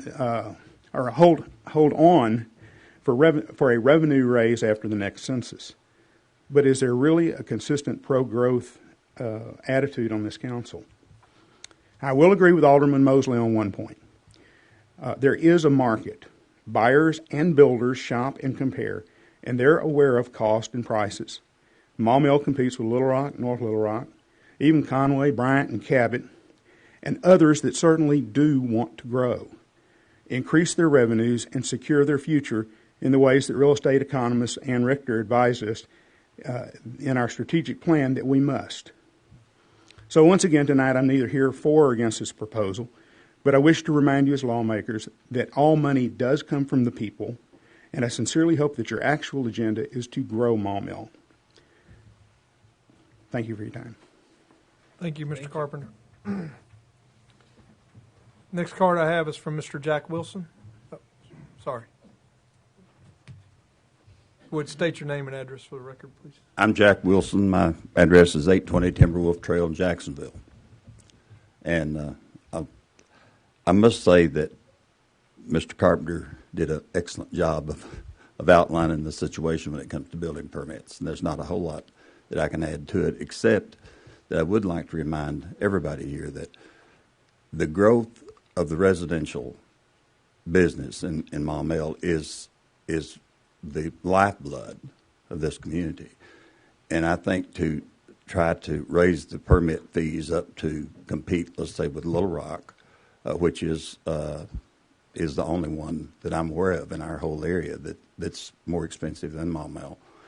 And it does have a bearing on the cost that's passed on to homeowners. Every single dollar that goes into the cost of a house becomes part of the purchase price. So it's not a matter of what a developer is going to put out of his pocket into increasing the fees to the city. And the other thing I think that I'd point out is because the actual under roof footage is more than 2,500 feet on our typical home, the impact is more than $125. When you couple that with reinspection fees and the various things that go on, you get into a pretty large number, and Maumelle more so than any of the other areas that we build in. And we do build in Sherwood, Maumelle, Jacksonville, Little Rock, and outside the city limits. So right now, I think is a really bad time to put any kind of additional fees on homeowners that we really need to try to attract to Maumelle. Thank you. Thank you, Mr. Wilson. Next card I have is from Mr. Tommy Wright. Yeah, I'm John Tommy Wright, whatever you want to call me. I'm going to use my Maumelle address, number 1 Country Club Circle. Of course, the two people that spoke already have basically covered most everything that, with the exception of it is a little bit higher than what's been the $125. I come up with close to $140 additional, which is not that much money. But one thing that I noticed from Gip's little deal is that, it starts with Little Rock, the highest, Maumelle, the second, North Little Rock, the third, then Conway, Cabot, and Bryan are all about the same, but they're 60% less than we are, and so that's just information for you.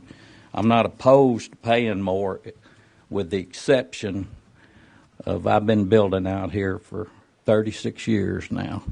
I started in 1978, and that first year in business out here I sold 12 houses. And this last 2 years, previous 12 and 13, I sold 12 houses. So the state of the house building industry is not that great. That's what I'm getting at. And, increasing fees is just one little minute thing, but it may send 3 or 4 buyers going someplace else because we're just a little bit higher. And people don't realize how many buyers get kicked out of the market just because of several dollars, because they get qualified. It's 10 times harder to get qualified for a loan now than it was a couple of years ago. So, we've got a tough time out there in the industry to attract home buyers here, and we need to be competitive. And the 3 that are probably our biggest competitors is Conway, Cabot, and Bryan, and their fees are 60% of what it is in Maumelle. So I just think it's not the right time to bring up increasing fees on residential houses. Of course, I don't build multifamily, so you know, I really don't care what you do with them, but but you know, I have heard comments and read in the paper about all this multifamily housing that's going in around us out here, but those people, believe it or not, are paying a lot more than what they could buy a house for in Maumelle. And so they're going to be our future. They're going to move. I mean, there's probably everybody here has one time or another lived in an apartment. So I'm not saying that they're bad, because I think they're good, because that's where our home buyers come from, is those apartments. So I think that's all I got. Thank you, Mr. Wright. Alderman John, did you want? I just had a kind of a general question. Okay, all right. Okay, go ahead, Alderman Mosley. I was going to ask if anybody could shed some light on what percentage of houses are cost plus, and perhaps what percentage are spec houses that get sold as far as new construction. Spec houses. I don't do any cost plus myself. Okay. I think in the larger homes, there is a relatively large number of people that do cost plus work. Most of the work, though, that we do in our company is turnkey or bid work, and I would say the biggest percentage of what's built in Maumelle is bid work, but there are we occasionally do construction management, and I know a lot of other people do also, RFP construction, as you might refer to it. But the percentage, I think overall, the biggest growth is by far still the build and sell, either what we call turnkey building, where it's completed and then sold, or at least it's bid and then sold, maybe not completed. Okay. All right. Thank you. Thanks very Thank you, Mr. Wilson. He's got it. I'm not a builder, but my partner is, and I do a lot of his work. The Lynn Dickey Construction is arguably the largest home builder in Maumelle, at least currently, in recent years. Lynn does all of his pre-solds on a cost-plus basis, which is he will look at the specifications for the house that the homeowner wants, gets the information on the cost, and then applies his, in most cases, fee. He doesn't use a percentage basis. My other partner, Randy James, uses a percentage basis. The other category is spec home. Now, a spec home is built by a builder, I guess maybe what Jack was referring to as turnkey. Now, that's still on a cost-plus basis because the builder prices the house with a real estate firm or through whatever channel he uses to market it, including all of his cost and his profit. He has to recover his internal overhead if he's got a superintendent or other people that work for him, and he has to make a profit. And that was the situation I was referring to. That's where the builders have to go for a construction loan, and the banks want to see not only is the cost recovered in the sale price, but the cost with the margin, because they know if they somehow or another have to recover that house, that they need to be made whole. So I can't give you a specific. It has to do with the relationship of pre-solds and spec homes, and that's pretty fluid. But that's two examples, and Lynn is building almost exclusive pre-sales now, and they're all on a cost-plus basis. So that would be a 100% in that case. Thank you. Thank you, Mr. Carpenter. Very much. Alderman Johnson. One of the things that impressed me when they first started talking was the fact that if we do something to curb building and everything, would you rather build one home with 8 cents or 2 homes with 7 cents? If we affect the number of homes that are built grossly, we could be the loser. We could be the loser. I don't know how much it's going to affect it. These guys probably know more than I do. But we could make a decision that would curb the building in Maumelle or slow it down not to be increasing and everything like that, because would you rather have one house for 8 cents or 2 houses for 7 cents? Just a comment. Thank you, Alderman Johnson. Alderman Lewis? I think it's a good point. Growth in building has already been curbed, just as a result of the recession that we've sort of been struggling through since 2007, I suppose. And we've seen a decline. There's certainly a decline in the number or amount of land in which is available to be developed, both residential, primarily residentially, and then multifamily as well. And as we sort of look through this, I see two different principles here: conservatism versus collectivism. In one sense, sure, we could take in a little bit more money, which might be negligible, I think, to our overall budget, which would be passed along to the buyers. I'm absolutely convinced of that.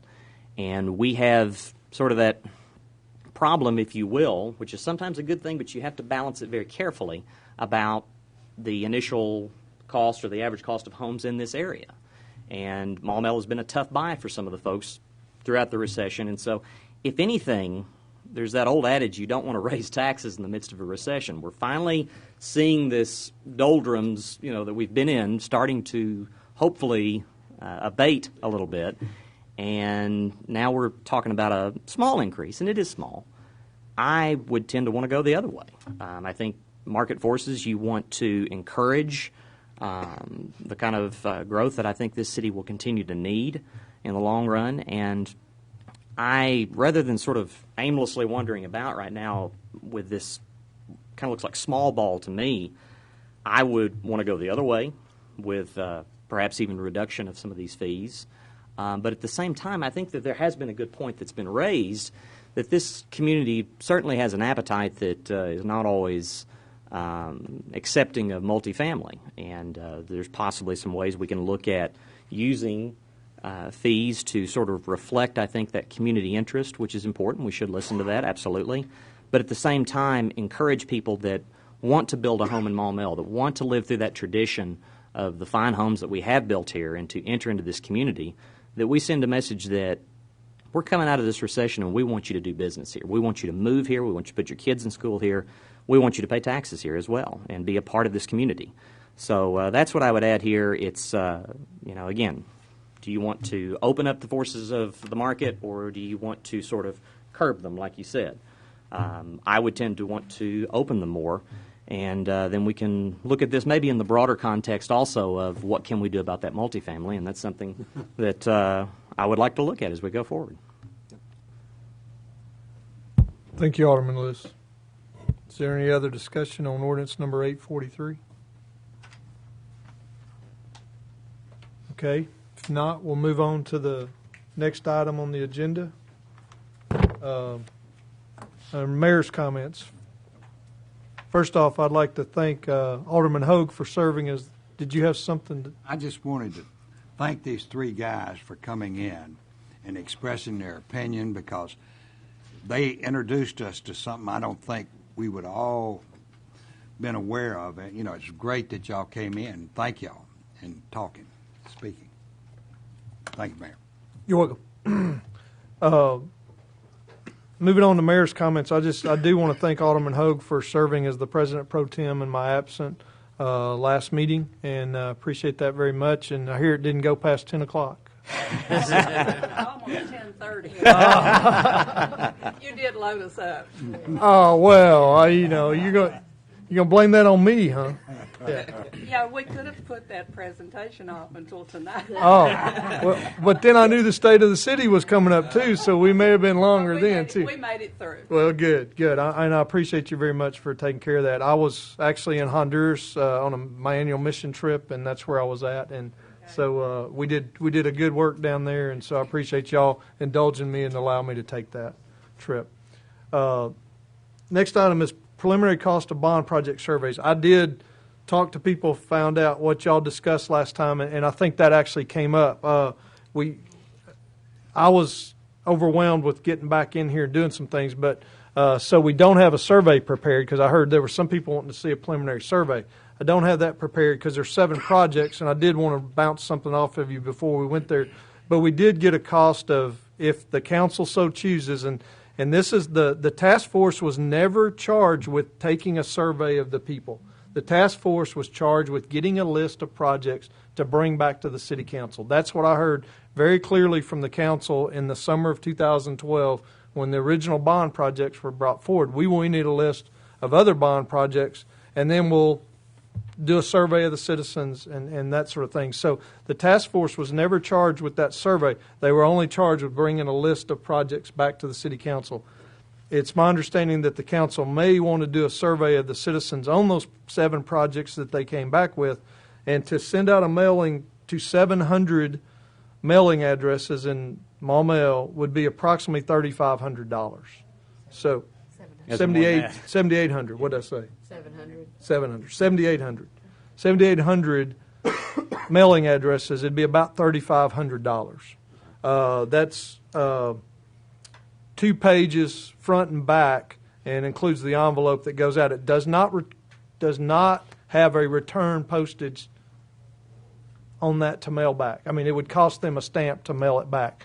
There'd be nothing wrong with them dropping it off at certain places. We could put it at put boxes at certain areas. Now, what I don't want to get into is stuff in the ballot boxes. So we're going to have to somehow put something on there that's an address. And you get into the thing. Well, what if the wife disagrees with the husband? Then maybe we allow 2 from each household, but there is that possibility, or they both can mark on the same ballot, and I disagree with him, or something like that. Cancel each other out. Yeah, they cancel each other out. But a lot of those. we might. But also, what I thought of, instead of going to this rating system and all that, basically, do you support this project? Yes or no? Basically, and we put an information in there that gives them the dollar figures, but not to get them to rank the projects, but do you support this project, yes or no? The other question that comes into play, and it's on the Special Events Center, it says Phase 1 and Phase 2, okay? You cannot put out there, do you support Phase 1 and do you support Phase 2, because Phase 2, the way it is structured, would come well after Phase 1. Your bond money would expire waiting on that Phase 2. So on the Special Events Center, you would have to put a question, do you support Phase 1 of a Special Events Center? Yes or no? And then do you support Phase 1 and 2 combined of the Special Events Center? You couldn't do a 1 or a 2, I don't think, in the way I've looked at it, because you'd have 36 months to spend those funds, and if you're going to do a Phase 1, build that, and then do a Phase 2, you'd basically be out of time. So that's the issue there, too, on doing the survey. So let me put the survey together a little more, and before I send it out, I'll bring it to y'all to look at. Try to have it by the next meeting. I'm not going to guarantee it, but I'll try to have it by the next meeting. Alderman Johnson? My opinion, it could be the best money we spend, because we're involving the people and letting them tell us how they feel. The final decision will still be really and truly up to them, because it'll go back to them for a vote. We can make certain decisions to put it on the ballot, but it'll still go back to them for the vote. And it'd be nice if we had input.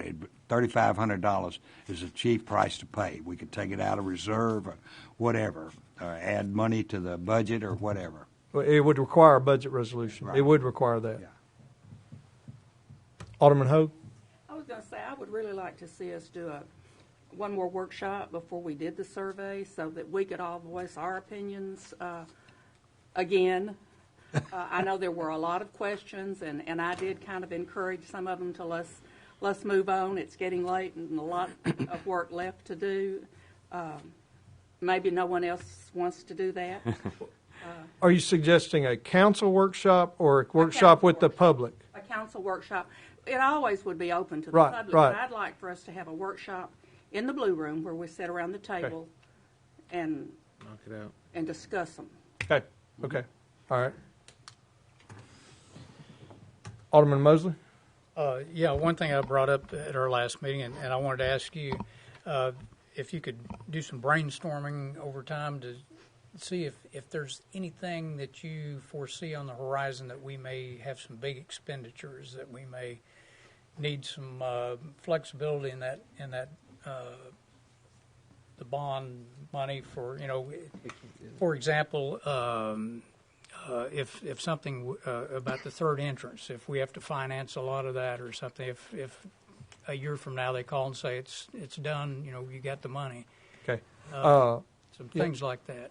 I can probably do that. My crystal ball doesn't work real well sometimes, but on past items and things like that I'm aware of. But yeah, I'd hate to say, here's every possibility that could come up, and then all of a sudden, something that we didn't dream of happens or something like that. But I can probably come up with a list of items that could occur and maybe on something like that. Kind of my nightmare is that 2 years after we approve some bonds for things that most of these are once that we've got on here, and suddenly we have a $15 million need or something like that. I'd hate to have to raise taxes when we could have done it with this. Okay. Yeah. Thank you, sir. Alderman Saunders. Thank you, Mayor. I personally think it's arbitrary and capricious for us to conduct a survey until after we have done some research and educated the public. I cannot personally trust the results of a survey that's sent out to the citizens when they don't know all the facts. I think we do, and I agree with Alderman Hogue, we need to have at least one more workshop, part of it to develop research, put the facts together, and part of it to figure out ways to educate the public before we hand them a survey. Thank you, Mayor. Alderman Kelly. Thank you, Mayor. Actually, I agree 100% with Alderman Saunders. I have some questions on O&M costs that I think would be better served in a workshop environment, and then we can come up with a strategy to educate the public. I certainly support the survey, but I don't think the time is right. Okay. Alderman Anderson. Thank you, Mayor. I want to just echo the same thing that everyone is saying, that I think we do need to make sure we have our research right and our education there, but certainly, definitely need to have a survey done. And I don't think that cost is. I think that would be good money spent. That we would, once we educate the public, that we would want to know their input on these matters, because this is ultimately their decision. Thank you. Okay. The one thing that you need to understand is that's a one-page survey. Yeah. So I know. now it's cost per page. So if you want to put the facts in there, then, and I don't mean we're hiding any facts, but I was putting bare facts, not a dissertation on every project, because the report from the task force was, I think, 180 pages. So, we can't send that out to everybody. It's on the website. It's there if the people want to be educated. I really think that. And I'm open to a workshop. That's fine. But I still think that you're never going to be able to send out all the information in that survey. You're going to have to send them project specifics and very definite project specifics, because I don't think you could be fair to every project and list them in the same assets either. So I think I think that could be a problem. I really do. So I think you refer them back to the website to look at the task force report. Alderman Lewis? I think you have a good point there, too. And one thing I always look at the marketing of what you send out, because I would be cautious about overloading too much information with each check on the ballot, because you might not get as much participation at that point. Do you want an informed public? Absolutely. Do I think we're going to get these numbers nailed down after one workshop? No way. I just don't see it. I'm all for having another workshop. I think that's fine. But at some point, there are contingencies built into some of these plans for a reason. How much can we nail it down? Maybe we can whittle it down a little bit more, and I think there's value in that, Alderman Saunders. But at some point, you have to go into it with a little bit of fog of war. And I'm eager to hear from the public. I really am. But another workshop, we can hash out what all we feel, but at the same time, I don't know that we're going to get anywhere with the numbers in that workshop, and that's the only hesitation that I would have at this point. So that's where I stand on that. Alderman Johnson? Yes, I pretty well agree with everybody, and I'll recite you an example. We sent out a survey and got all the people's choices, and guess what? a lot of the projects, when they were bid out, they fell short of what we had allocated for money. And so there's still some room for error. You know, no matter how hard we try to get it all buttoned down, until you have that quote and you have it in your hand, and the mayor's not ready to do that yet, I don't think, to get all the quotes, and we never know. And, hey, we fell short on 3 or 4 projects and everything like that. So we tried that. So I agree with you. Man, if we had all the facts and could put it all in place, but even when we do it, it may fall short. I hope it doesn't. I hope we get them all right on the nose and everything. But it wasn't done intentionally and everything. But when they started drilling over for over in Lake Williston for that building or that item there and platform or whatever we want to call it, that thing was far more expensive to go in the ground than anyone ever dreamed it was. It had to go way down and everything. So our best working and trying to put it all together. I agree with having another council meeting to sit down and discuss it.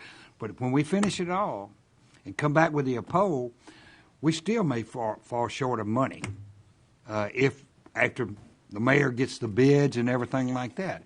When we may not do it, find out we're short of money until after that's all in and everything. So we made mistakes when we did it and listened to the people, but they also got a lot of things they wanted that we didn't think they wanted.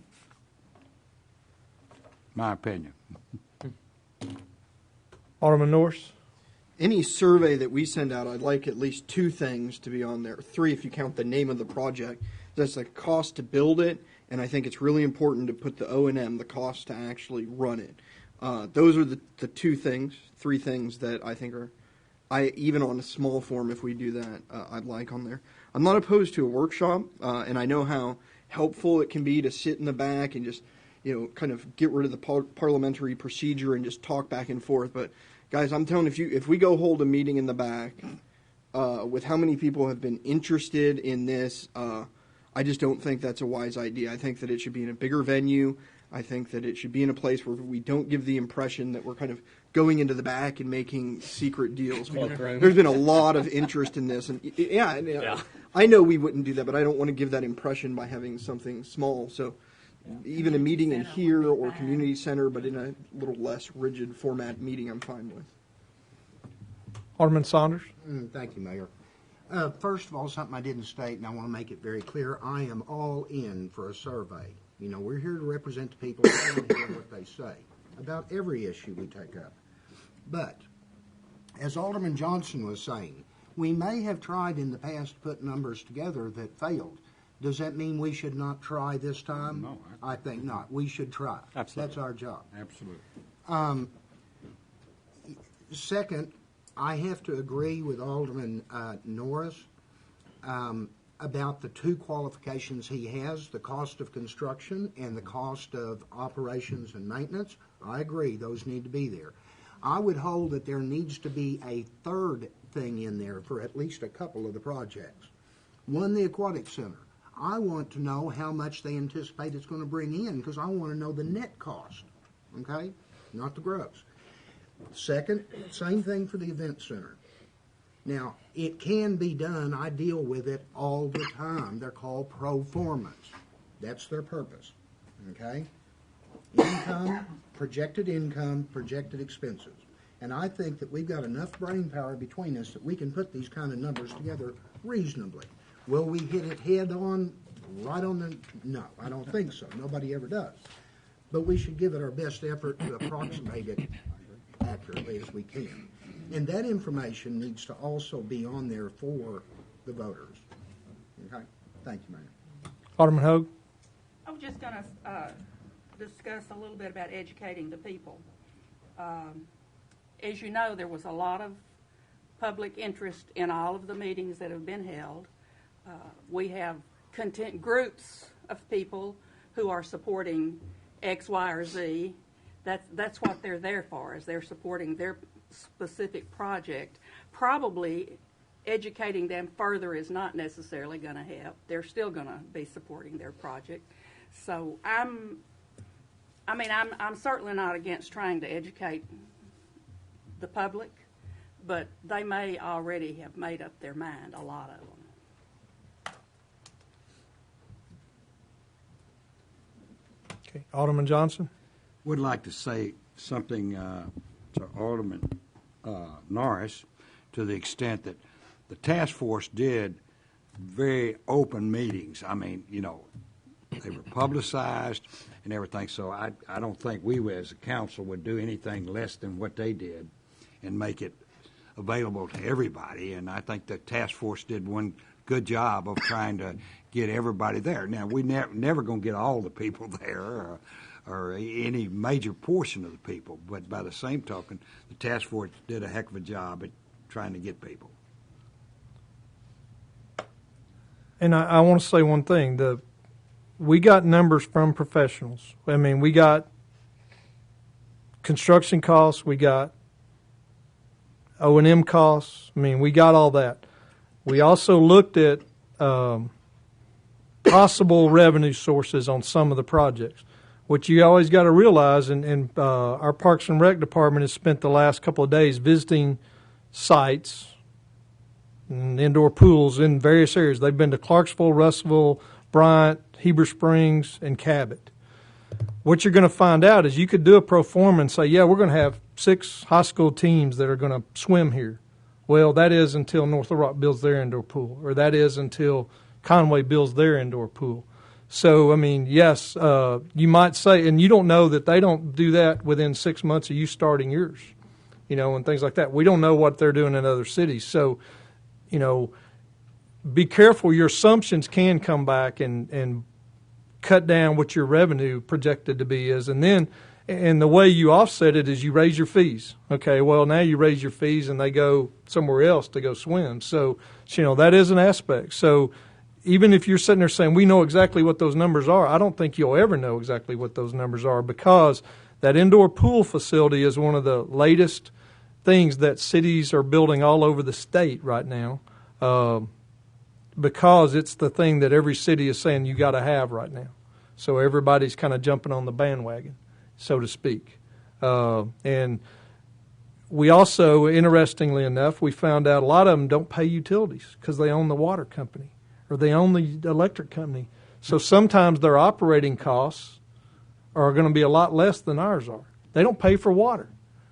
You know, every time that pool needs to be back washed and you dump out 1,000 gallons of water, when it comes back in, there's no cost to that city to do that. So we're putting the staff at Parks and Recs is putting together an Excel sheet so we can kind of compare apples and oranges. So we're getting information that's being requested. We're putting it together. We'll have it soon. So, but I do think that what Alderman Norris is exactly right. If we try to hold that workshop in the Blue Room, we're going to be sitting on top of each other. Yeah. So I think the community center is probably the best avenue for that. So I'll check their schedule and see when they have some openings available, and we'll probably try to schedule something at our next meeting.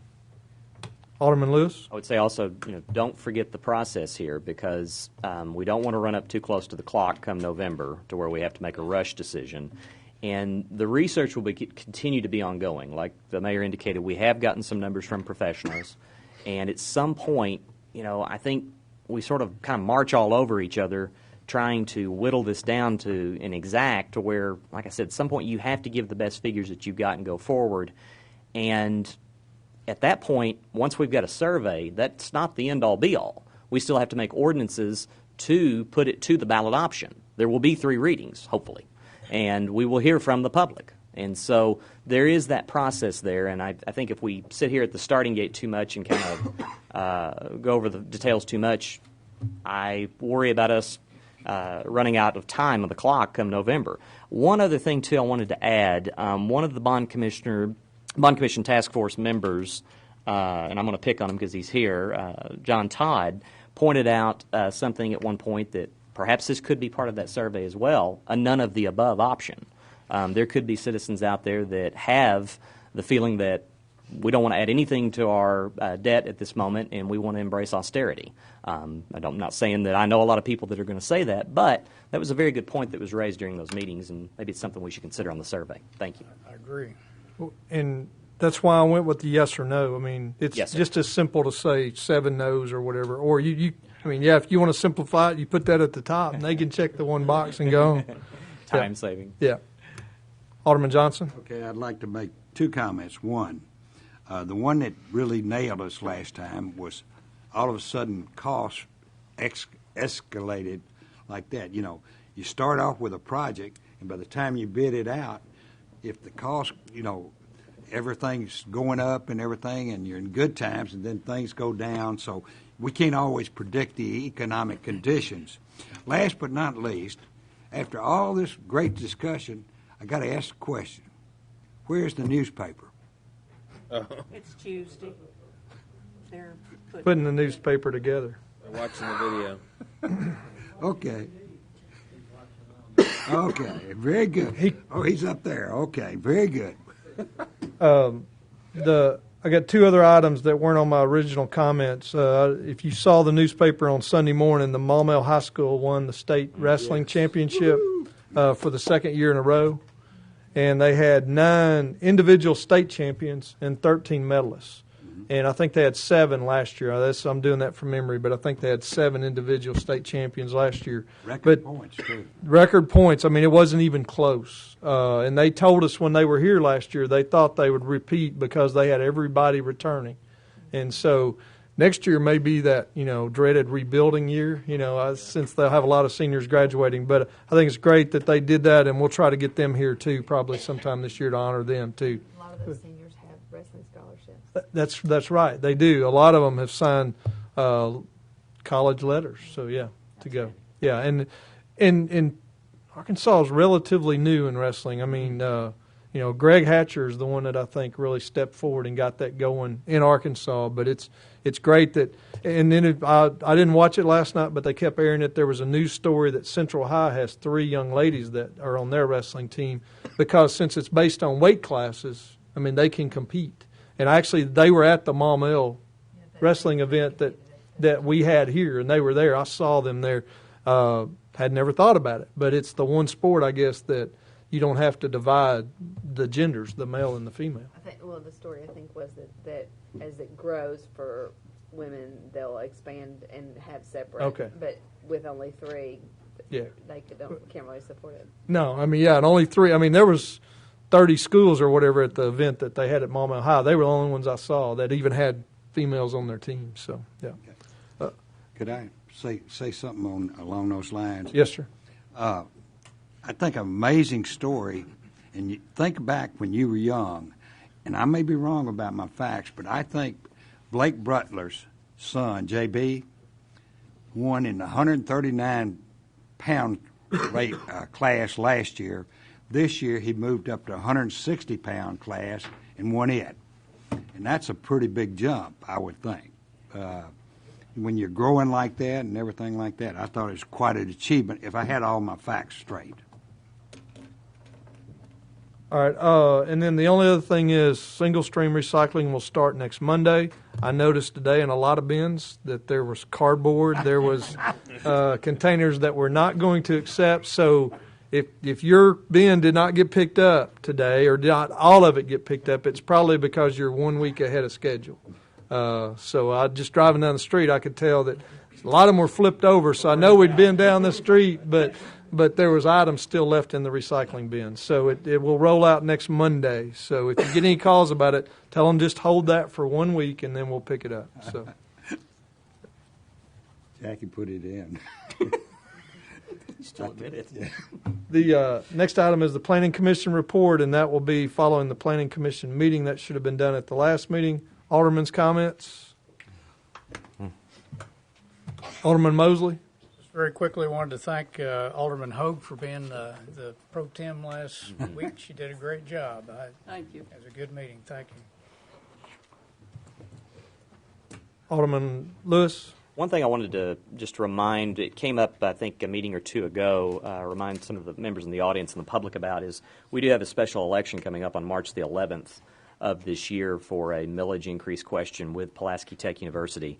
So if you have not thought about that, you're not saved the date, I think there will be early voting. Actually submitted an absentee ballot application for that. So it's a good idea to get that in the works if you'd like your voice to count in that election. Alderman Johnson.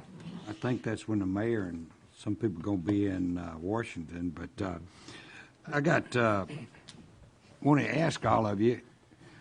I'm not real good with computers. I'm very poor. My wife is better than I am, but she's not real good either. But did y'all? I sent a response to Neil Moore, and I just wanted to ask if all of you got it. Yes. Okay.